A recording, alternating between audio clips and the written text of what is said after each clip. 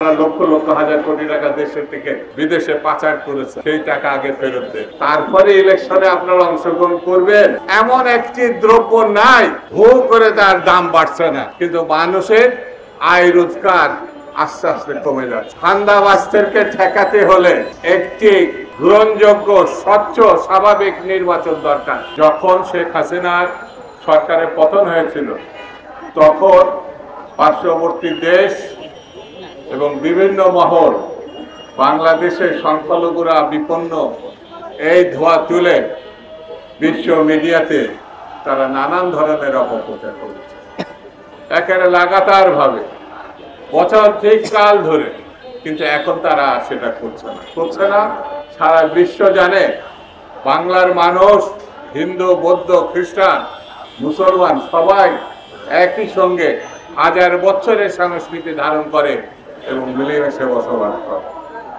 এখন তারা অন্তর্ভুক্তমূলক নির্বাচন, অর্থাৎ বাংলাদেশে সকল রাজনৈতিক যেটার মধ্যে আওয়ামী লীগ এবং 14 দলও থাকবে।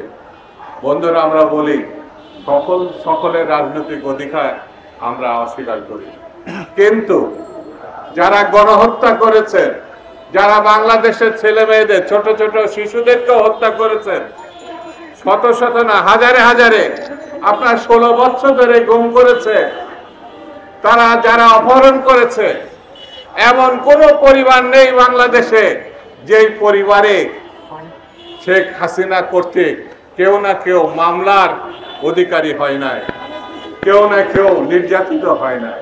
সেই জন্য আমাদের কথা খুব পরিষ্কার, আগে বিচারের মুখোমুখি তাদের হতে হবে।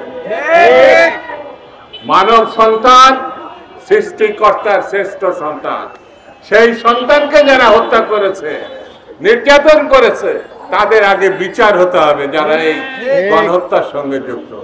আগে যে টাকা আপনারা লক্ষ লক্ষ হাজার কোটি টাকা দেশের থেকে বিদেশে পাচার করেছেন, সেই টাকা আগে ফেরত দেন, তারপরে ইলেকশনে আপনারা অংশগ্রহণ করবেন নাকি করবেন না, তারপরে আলোচনা হবে।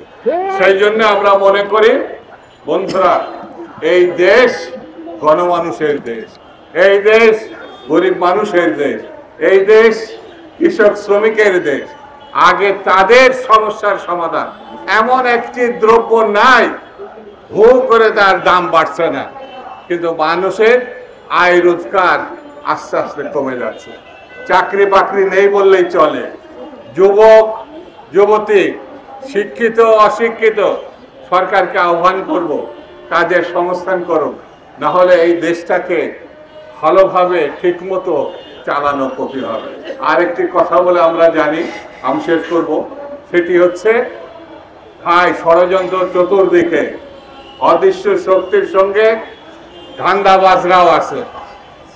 ধান্দাবাজদেরকে ঠেকাতে হলে একটি গ্রহণযোগ্য স্বচ্ছ স্বাভাবিক নির্বাচন দরকার।